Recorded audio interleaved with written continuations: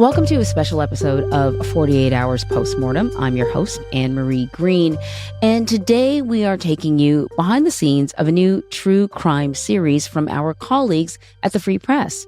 It's called Spiral: Murder in Detroit, and it tells the story of the life and death of Samantha Wall. Wall was the 40-year-old president of a synagogue in downtown Detroit and a well-known community leader and activist. She was found stabbed 8 times just outside of her home on October 21st, 2023. So who would want to kill this beloved figure? The twists and turns this case takes will definitely surprise you. So we shared a special preview of episode 1 in the 48 Hours podcast feed, so you're going to want to go listen to that first if you have not already. All right, let's get started. I am joined today by the host of Spiral, Frannie Block, and I just want to let everyone know, special note here, that the Free Press, like CBS News, is owned by Paramount Skydance. Frannie, thank you so much for joining us. Thank you so much for having me. It's a really good podcast, and it's a very layered podcast. It's, you think you're sort of going to listen to a straightforward crime podcast. There's so much more to discuss. So first off, who is Samantha Wall and why did you want to do this story? So Samantha Wall is an extremely special person. And I didn't actually know Samantha, but I first heard her name on the day that she died. And by the way, I'm going to use Samantha and Sam interchangeably. Many people called her Samantha, but a lot of her close friends and family also called her Sam. She was the president of the downtown Detroit synagogue, the last remaining synagogue in downtown Detroit.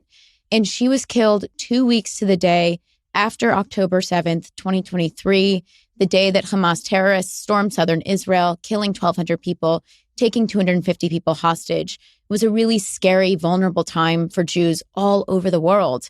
And I actually found out about Sam's death because my mom called me. My mom is also the president of a synagogue. And she said, Frannie, I'm really, really scared. I'm too scared to even leave my house because this has just happened to this person, Samantha Wall. What if people come and target me? Over time, I started following the case from afar, and I happened to be in Detroit reporting on another story for the Free Press, and I decided to go to the downtown synagogue for Shabbat services because I was in town. And while I was there, it happened to be the night that they were dedicating the final stage of their renovation. They opened this beautiful roof deck garden, and they dedicated it to Sam.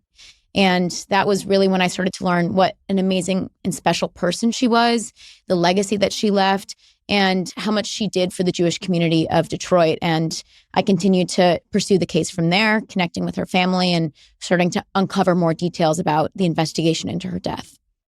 I remember this case from sort of my vantage point. At the time, I was anchoring on CBS News streaming. And so I remember when it came up.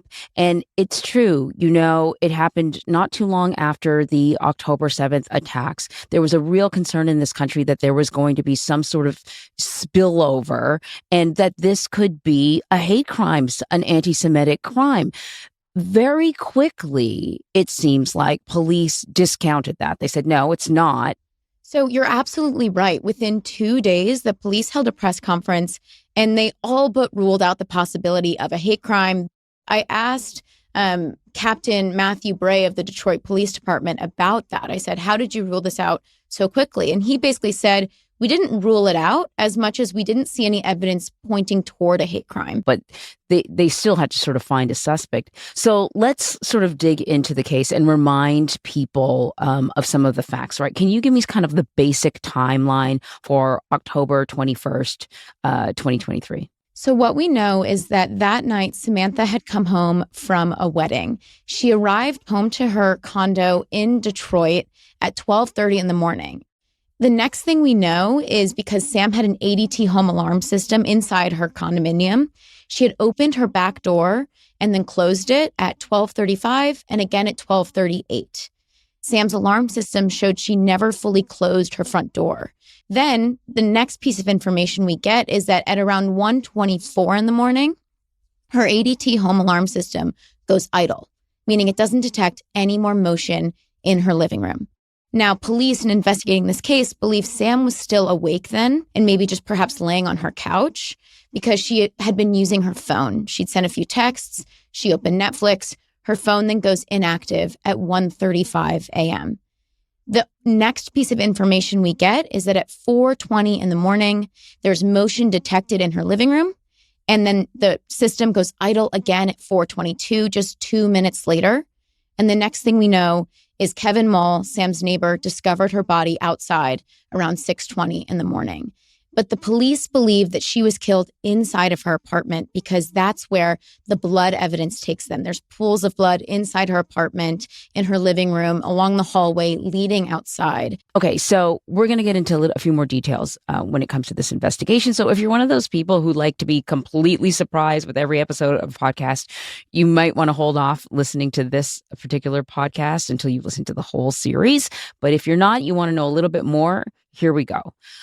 So there are two men that end up at the center of this case. Authorities released one of those men, but then the other man they charge, he's facing 4 counts, including 2 different charges of murder.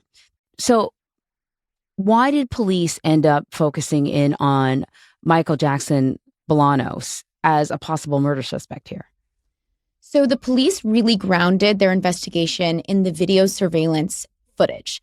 And the reason that they zero in on him is that they can see in the video surveillance footage of the parking lot in Samantha Wall's apartment complex that Michael Jackson Bolanos was in the parking lot around 4 in the morning. Then the next time they see him on video surveillance footage is about 23 minutes later. He's seen a couple blocks away from Samantha's home, walking past a casino that has a few picketers outside. And then as he turns a corner, gets out of the view of those picketers, Michael starts to run.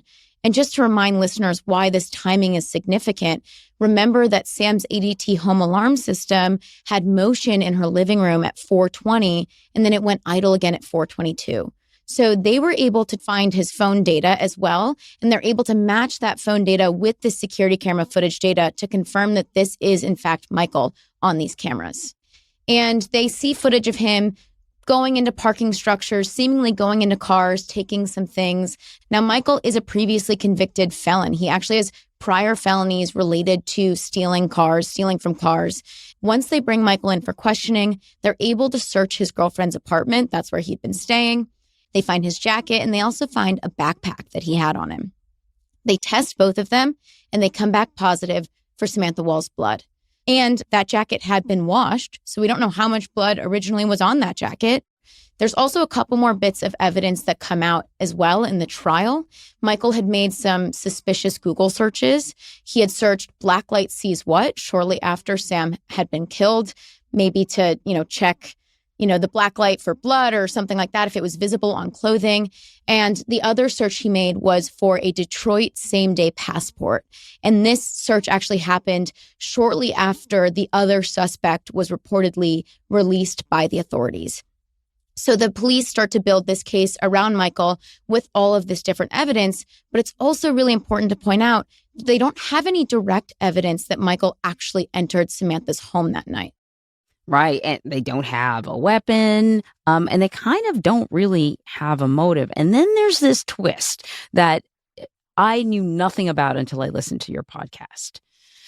It's a huge one. 2 weeks after Sam's murder, but before Michael is picked up by police, her ex-boyfriend, Jeffrey Herbstman, calls 911. He's in a hotel parking lot. He is distressed. He is having a panic attack. So police respond to the scene because of his 911 call. And I want to play some of that body cam footage. It's a little hard to hear, so you got to focus a bit. She thinks that I may have murdered my girlfriend and I don't remember it. Where does your girlfriend stay at? She lived in Detroit. Okay. What makes you think that you killed her? Because I have the motive that I have opportunity. He says, I'm convinced that I may have murdered my girlfriend and I don't remember it. The police ask, why would you do that? And he said, I had the motive and the opportunity. He goes on to share Sam's name with the police. Frannie, what more can you tell us about this call and the impact that it had on the investigation? So this had a huge impact on the police's investigation and later the case against Michael as well. Obviously, the police take him in for questioning. He's just seemingly confessed to a murder.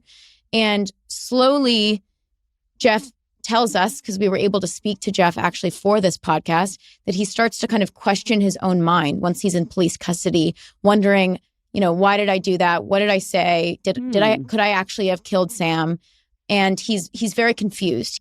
And later, he actually tells us that he had mixed different drugs that night. He'd taken prescription medication and mixed it with marijuana. And he believes he basically hallucinated and convinced himself he could have done this.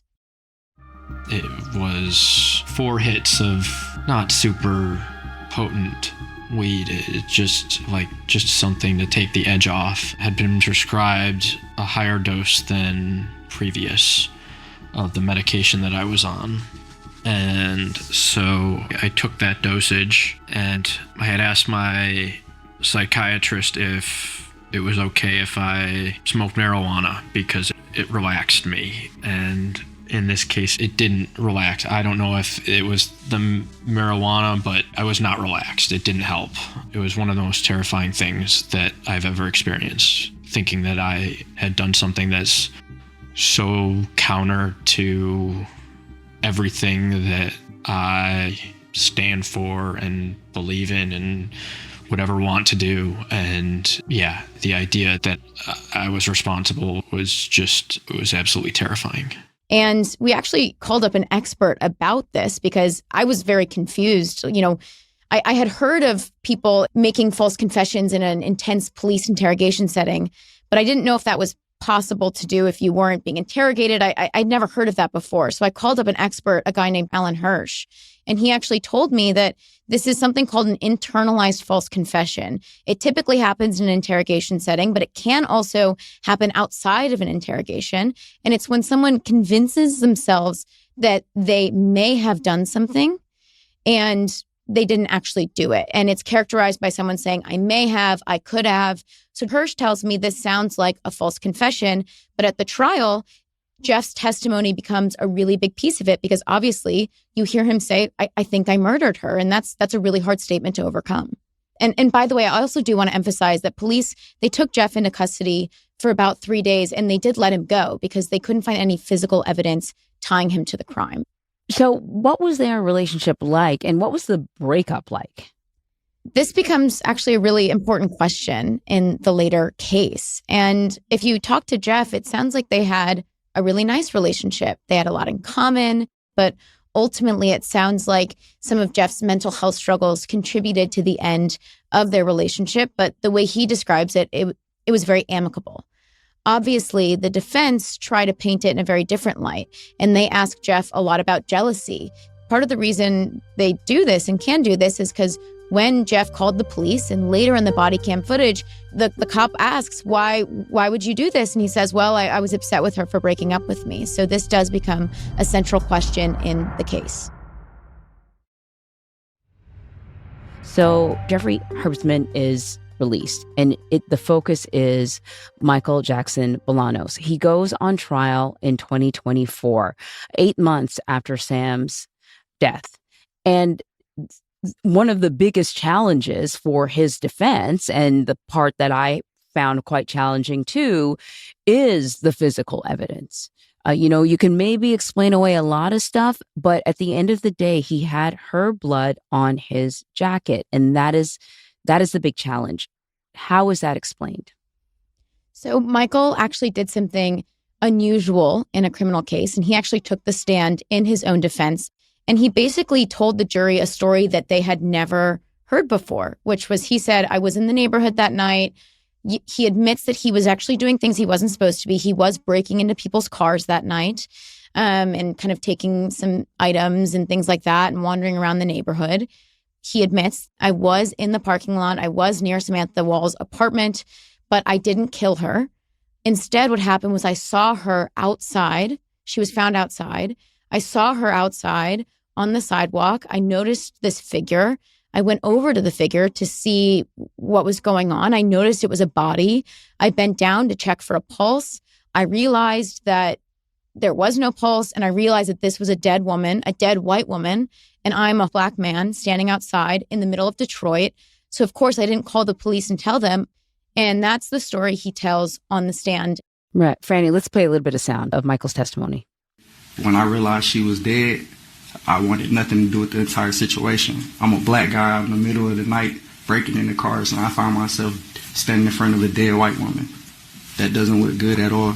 So what is so interesting about this is, you know, how you feel about what Michael Jackson Bolano says, how you feel about what Jeffrey Herbstman says, you know, in many ways may be impacted by your own personal life experiences. You know, when I listened to what he said on the stand, there was a part of me who understood that fear, how this could go terribly wrong. Then there's the human in me that is like, but for God's sakes, do something. When I listen to Jeff, I know that people have panic attacks. I've certainly felt anxiety. But I've never interacted with anyone who was under so much pressure that they would say something like, maybe I committed a murder, right? So you have to, like, as you listen to this podcast, you have to work very hard to check your own personal experiences and put them on the shelf and just listen to the evidence.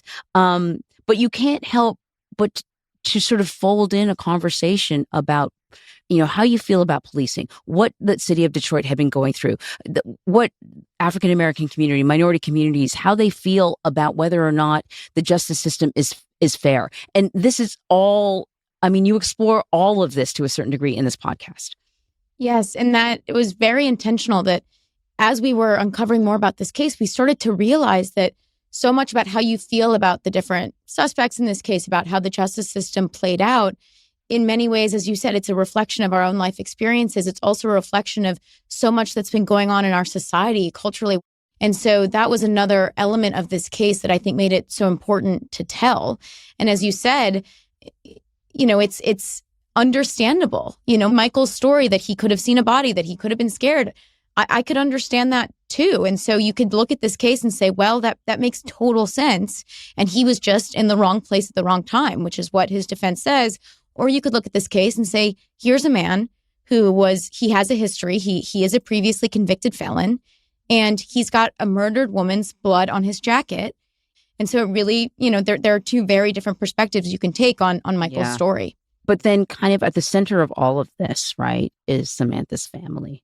And they just want some sort of justice and just, you know, explain what happened to their loved one. None of these other conversations matter to them. They have to sit through this trial. What was it like for them? So they sat through every day of this trial, which I putting myself in their shoes, I don't know how they did that. And I can imagine for any family member of a victim of a crime like this, just I can't even imagine how difficult that was. And I know it was very painful, but I know that they also felt a strong obligation to be there for Sam and to be, you know, showing their support for her and also her memory and just wanting to make sure that she got justice. I think that the family is extremely resilient and incredibly thoughtful. And obviously they loved Sam so much. I think at the same time, they're also so tired now. And so that brings us to, it's almost like this podcast has several acts, to like one more act in this, right? So explain what the verdict is. Yes. So he's charged with 4 counts: premeditated murder, felony murder, and home invasion. And he's also charged with lying to the police. So Michael gets acquitted of premeditated murder. He gets convicted of lying to the police, but the jury is hung on felony murder and home invasion. And as you said, this kind of brings us to the last act in this story, which is the judge ends up dismissing the felony murder and the home invasion counts against Michael. And the reason is because Michael's defense team gets this tip to look into an old Supreme Court case from 2009 called Yeager v. United States. And we explain this more in the podcast, but I'll just tell you for now what you need to know, which is this case essentially expanded the definition of double jeopardy. And the judge had to conclude, because of the Supreme Court case, that because Michael had been acquitted of one type of murder, he couldn't be retried on a different type of murder that had similar elements to the murder he'd already been acquitted of. Well, we'll see what happens in the appeals. I mean, I'm really interested to follow what happens. So often I see with families that have to kind of endure this kind of tragedy, how you said the family is resilient, but I wonder if this is kind of stopping them from kind of moving forward, So we actually do talk about this in the podcast too. One thing is we spoke to a lot of rabbis, actually. Sam was Jewish. She was a very prominent Jewish leader. And I asked a rabbi about this. I said, how does Sam's circle, how do they process and grieve her death without what feels like justice? And he said this amazing quote. He said, to not let the forces of evil win. And so I think a lot of Sam's family are trying to take that message forward. But at the same time, there are also lines from the Torah that talk about the pursuit of justice and trying to get justice for loved ones. And I think that also drives them forward, knowing that, spiritually, they are trying to seek justice for Sam while also not trying to let the forces of evil win. And I think that's been driving them a lot. And Michael's team is even trying to make some changes too. They feel he hasn't gotten justice as well. Yeah. So even though the judge dismisses the felony murder and home invasion charges against Michael, she still can sentence him to prison for lying to the police, which he's convicted of. And she sentences him to this really indefinite sentence of 18 months to 15 years in prison. So the last episode of Spiral has not come out yet. We know now, obviously, that Michael Jackson Bolanos is serving time for lying to the police, but we find out that you receive a letter from him. Can you, I don't know if you can give us kind of like a little bit of a hint of what's to come. So we do receive a letter from Michael in prison. We'd written to his defense team to try to get a bit more biographical information about him. And we'd actually tried a couple times. We asked to speak to him and they consistently said no. But then one day they sent us this letter. And in this letter, Michael maintains his innocence. He says, I did not kill Samantha Wall, but I also feel like I haven't got the justice that I deserve either. And so I'll leave it at that for the 5th episode. That is fascinating. I know for me, it's a very interesting crime story, yes. But it just kind of brought into focus the flaws. It's the only system we have. There are flaws. So I'll ask you, what are you hoping that listeners get out of this?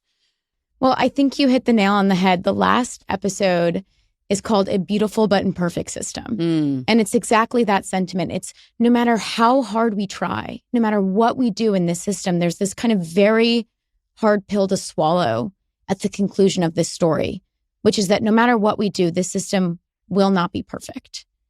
And what does justice look like? What can we do to improve this system? What changes can we make to make it better?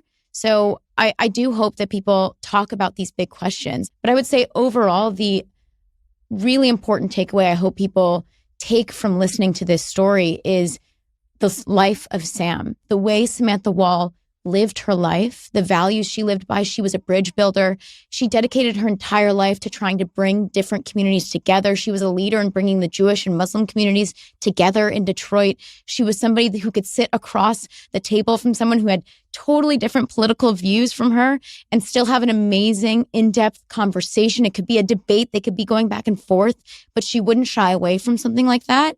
She was kind. She was always smiling. She was always doing anything for everybody.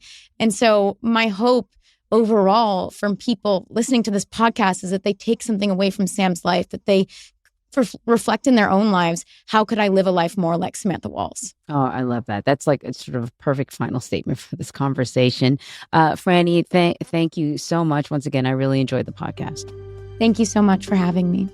And thanks to you all for listening. You can find Spiral, Murder in Detroit, wherever you get your podcasts. The same is true for 48 Hours Postmortem. If you like this episode, please rate and review on Apple Podcasts and on Spotify.